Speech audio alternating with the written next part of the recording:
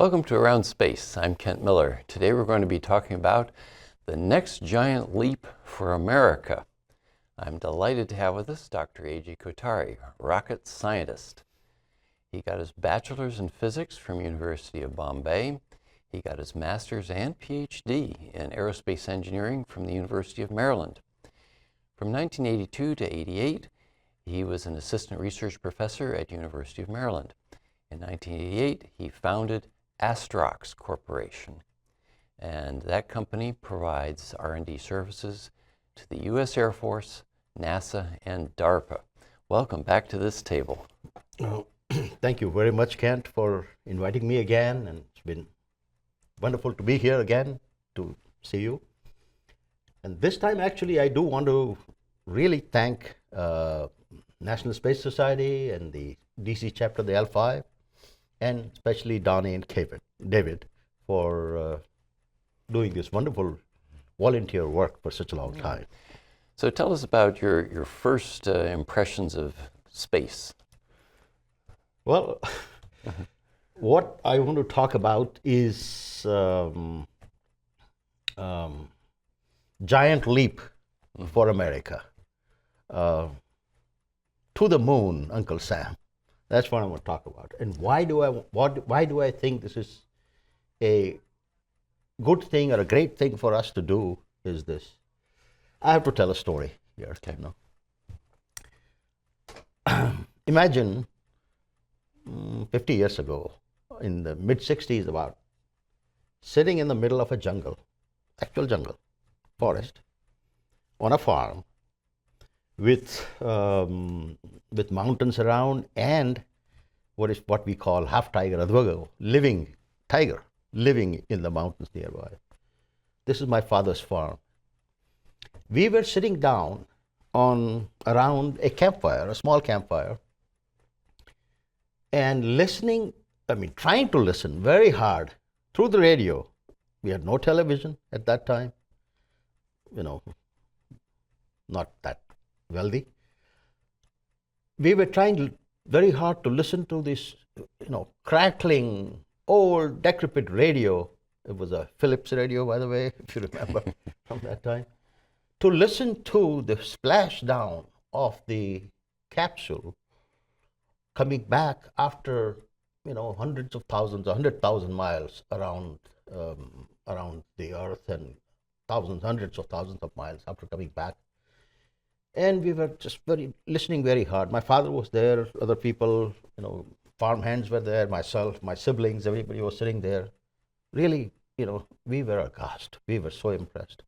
The capsule came back and landed within a 3-mile radius of where it was supposed, in the ocean, where it was supposed to land, after hundreds of thousands of miles of travel.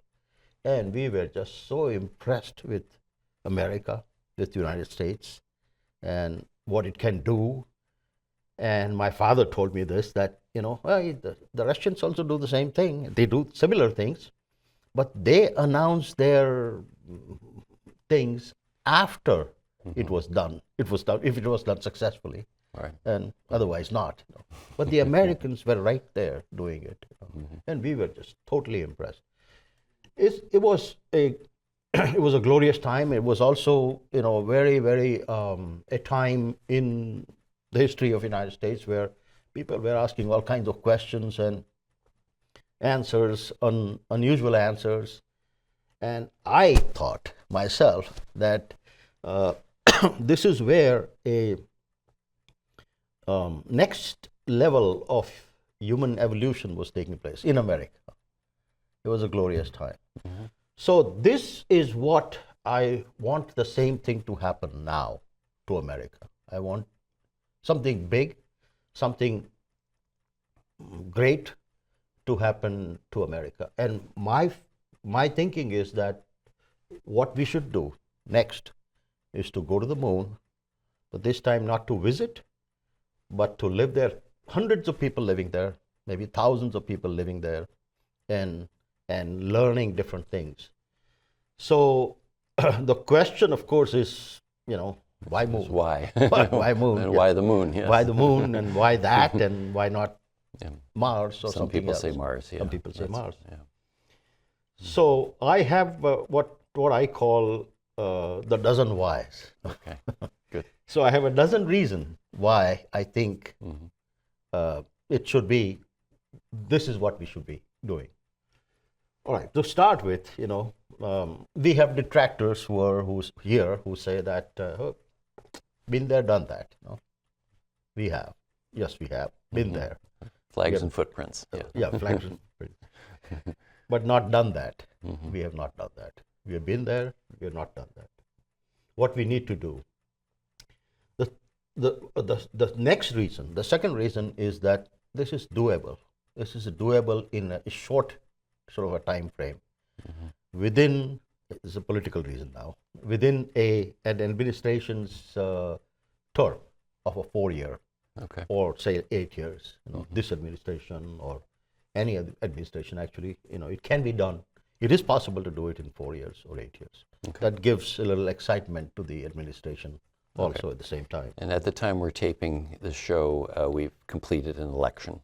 We have completed the election, right? Yeah. Yes, and we have the start of the new term, and I'm trying to, and I think that this administration really wants to bring the glory back to United States, and I want to do the same thing. Okay. So, next reason is that we should actually build habitats and small colonies on the moon, and we should do this in a sort of a continuous. I mean, imagine this: 1,000 people living there, hundreds of people living we there. need housing for them. Housing for them, right? Yeah, of course.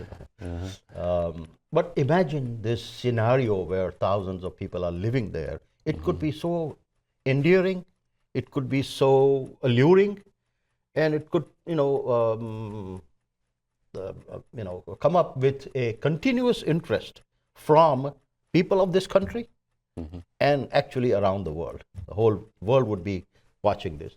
We can even, I can even imagine that there will be some commercial companies which would want to take advantage of this and, have a revenue,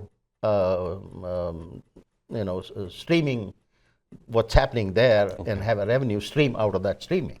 I see. So that's also, I would think that it's possible. So that's reason number 4. And I think that an interest like this should be built and in the public before we ask the taxpayers for a lot of money to go to Mars. Okay. So that's number 5. Mars would be a very expensive proposition. Very expensive proposition. And what the proposition that I have about how to do this thing so much cheaper is something that I will talk about here. Okay. It would be much less costly than going to Mars. More important thing is that it is absolutely necessary. It's absolutely necessary for us to learn to live and practice and learn to live in 1/6 of a G or small G environment that we would encounter there or on Mars. On Moon, it's 1/6 of a G, and no atmosphere. Right. So we have to learn. People have to learn to live there like that, without any kind of a issue, problem, and if say for example if you get sick or something like that, what do you do? Right. So 3 days from Earth instead 3 days of from Earth, but 6 months. Yeah, if you house call for a doctor is 6 months away, and 6 months for the doctor to come back. The doctors don't make house calls in the same area right now at this point in time, and why would they make house calls 6 months away? Right. But I think that in terms of the Moon, it's 3 days. Right. It's not that bad. We need to learn how to do small things. For example, just nail a piece of wood with a hammer. It's going to be done differently there with the weight of the hammer being 1/6 of what you would have here. You have to learn the simple things and more complicated things, and you have to learn to build the structures, and you have to learn to build the structures to the T. Okay. Before you put the other people in danger. elsewhere, 6 months away, or Mars. Going to Mars and all that is a great idea, but I think at this point in time we need to learn from all of these things first before we do something else. And and they you look at it in a tourism way. Yeah. Now, space tourism, of course, the next destination. Next destination, would be Moon. Yeah. Yeah, would be the Moon. And look at this, Mars, going to Mars and all that would be takes 6 months to get there, 6 months to come back, and a few months to live there. It's almost a year and a half, 2 years out of your life. Normally, a wealthy businessman cannot do that. Cannot do that. He right, cannot exactly. leave his Cannot business leave that his long. business for that long. Yeah. But Moon, Yeah. it's a 3-week job. Right. 3 days to go there, 3 days to come back, 1 week to stay there. Mm-hmm. 3 weeks people can take out of their life to do this. Yeah. So all of these things are possible. And and God has been so kind to us to give us this subplanet, I'll call it, Moon, so close by, where we can practice, take advantage of it, for God's sake, for God's sake, yeah, right. So this is the reason why, and we should keep and we should make plans for doing other things, going to Mars and other places, but those plans should be flexible enough that so they can be changed if necessary. All right. So let's talk about the really hard problems, transportation. Right.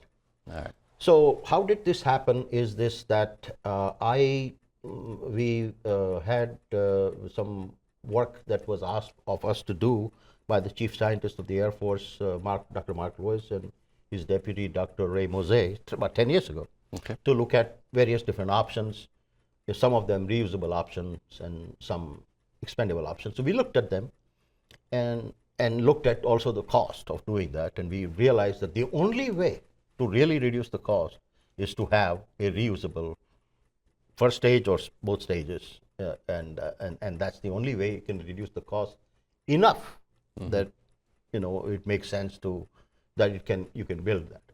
The next question in my mind was that, okay, so that was done for going to low Earth orbit.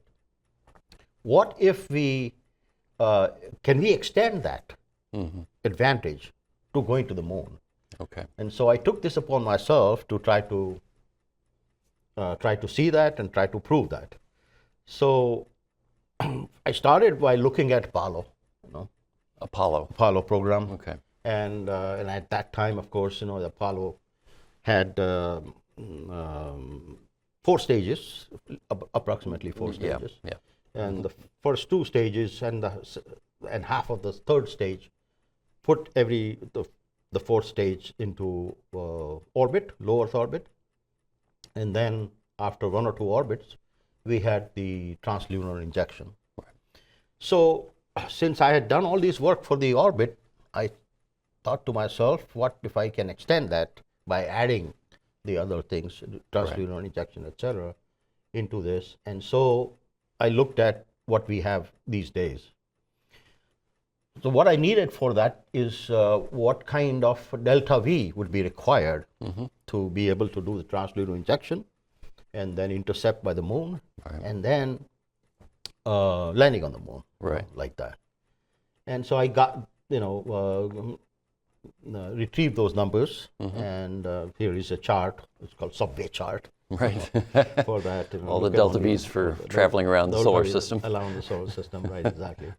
And the delta V is required for this Moon and all that are shown in the upper right-hand corner. So with that knowledge, I look now at the Falcon, the SpaceX's Falcon 9. Right. So idea is this, that you use Falcon 9 or XS-1 of DARPA or Falcon Heavy to put the second stage in orbit. It has payload. After that, you have multiple flights after that, and then the second stage refuels the other empty second stage, which is in orbit. Either refuels it, because now the second stage of these new flights do not have to take the payload anymore. Right. So equivalent to the payload, you can take that much fuel. Right. And so you take that fuel you go to the second stage, which is already in orbit. You refuel the second stage, Okay. and you go. Yeah. How many such flights would be required to be able to do that? Would be the next question. Right. Yeah. So that's one option. And I found that it's possible to do this with 4 additional flights of Falcon 9, which is not bad. So you have this orbit, this second stage in orbit, and your Falcon 9 comes back, and the Falcon 9 first stage is reusable. Right. So it comes back and lands back land- wherever lands you took on it its from. tail, yeah. Lands right, yeah. Yeah. And then you fuel it back, and you fuel back the second stage, but with this much additional. The Falcon 9 can take 22.4 tons, or 22,400 kilograms, to low Earth orbit. Okay. So that's what we can take. So here is the picture. Then if you were to do this refueling, you will do this. But if you were to instead, the other option is to have the second stage, the additional second stages attach themselves to the other one, which is already in orbit. Both, or 3 or 4 or 5 of them all go to the moon. So these empty stages are cargo, really. Empty stages, empty stages will land, at least 4 of them will land on the moon, and you can use the tanks of those empty stages as habitats. So each stage has 2 tanks. Each stage has 2 tanks, and you use this. So it's like killing, a lot of birds with one stone. One stone, right. Don't like to say that, but anyway, yeah, right. Oh, we like birds. Okay. That's right. Yeah. So we can do it that way.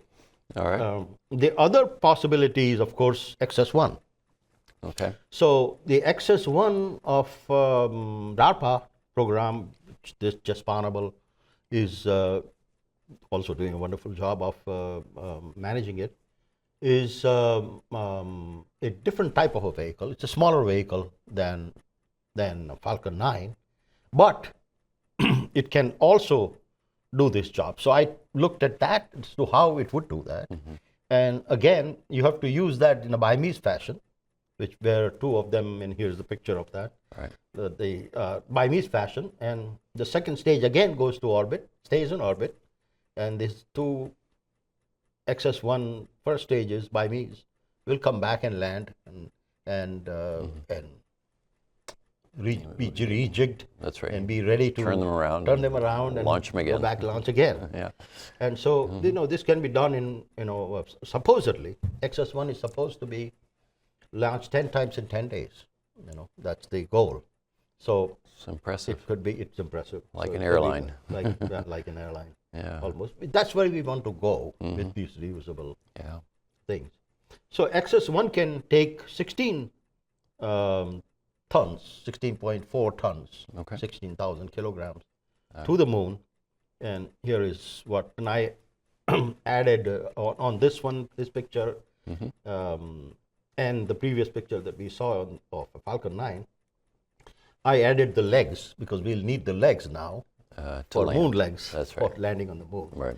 So this is how they would end up. All right. And again, we have several tanks that would land on the moon. We'll have, again, 10 tanks or 8 tanks that lands on the moon. Well, good. So it's Got a places good deal. Places for people to live now. Places for people to live, and All it's much cheaper than anything else possible. Yeah.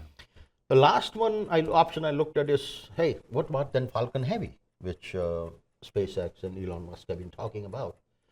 That's actually pretty good too, very good actually, and that has a payload that can take to orbit of 54,000 kilograms, almost 120,000 Yeah. pounds. Yeah.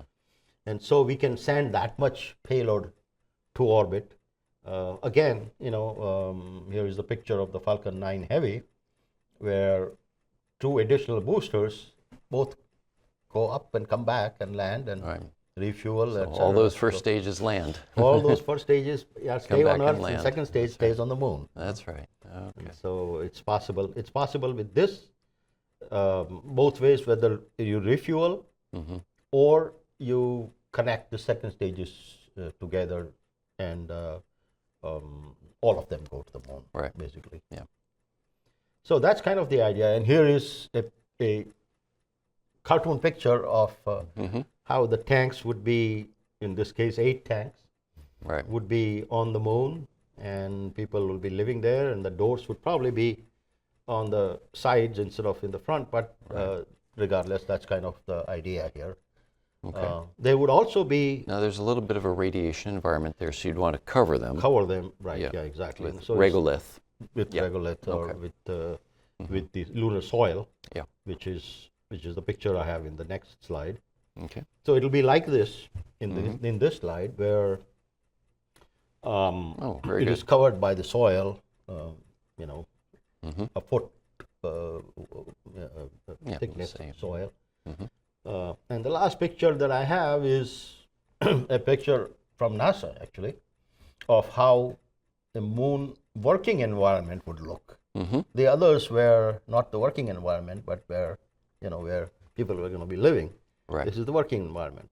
All of these together, this could be very exciting. I Right. think, for people to see, for people to have, and I want this to happen to United States, to America. Yeah. So finally, what I did was okay, so what is the cost of something like this? What would it cost to do something like? Now we know that SpaceX has told us that he wants to charge Falcon Heavy will be $93 million a flight. Okay. So if there are 5 flights, that's $465 million. We are able to take 54.4 thousand plus 22.5 thousand kilograms to the moon. So you divide one by the other, and you come up with approximately $6,000 per kilogram to the moon, which is less than $3,000 a pound to the moon, which is cheaper. That's pretty cheap. It's cheaper than the expendable vehicles charge today Yeah. to just go to the orbit. Right. So it is amazingly possible. It is quite possible. So this, and I think that the XS1 will be even cheaper than that. So these American lunar colonies are possible. Tourism, lunar tourism is possible. That's right. And we should absolutely do this as the first step for humanity. Right. Before we do other things. We need to learn, we need to practice, this is all there. Moon is right there, nearby, not too far. We are lucky to have it here. Yeah. So, take advantage of this. And, I agree that this is not going to be easy, it's going to be hard. But every time I say this, that it's going to be hard, it reminds me of what President Kennedy said. Okay. That we go to the moon and do the other things, not because they are easy, but because they are hard. We intend to win. So I think that we must, as a country, we must do this. And I think that, look, we do this, I'm sure, the last reason, I'm sure that the China and Russia and all will also want to do that, and they will stake their claim for at least some part of wherever it is that they are going to establish themselves at. Right. If we are not there, we lose out. We can't afford to do that. Right. We have to do this.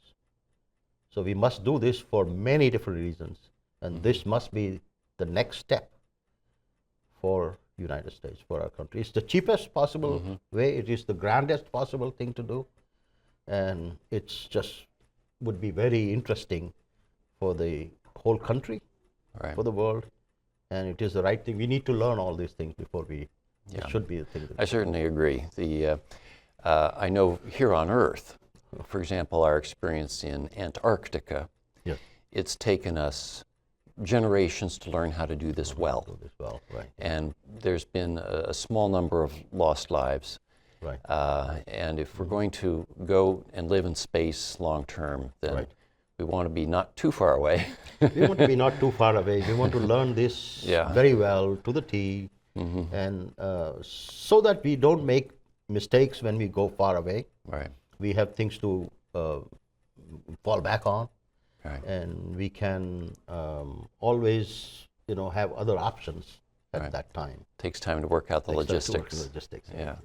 All right. So- Well, thank you so much. Thank you All very right. much, Ken. And that was Dr. Ajay Kothari. He's a rocket scientist, founder of Astrox Corporation, which supplies R&D services to the U.S. Air Force, NASA, and DARPA. Thank you for joining us, and see you next time.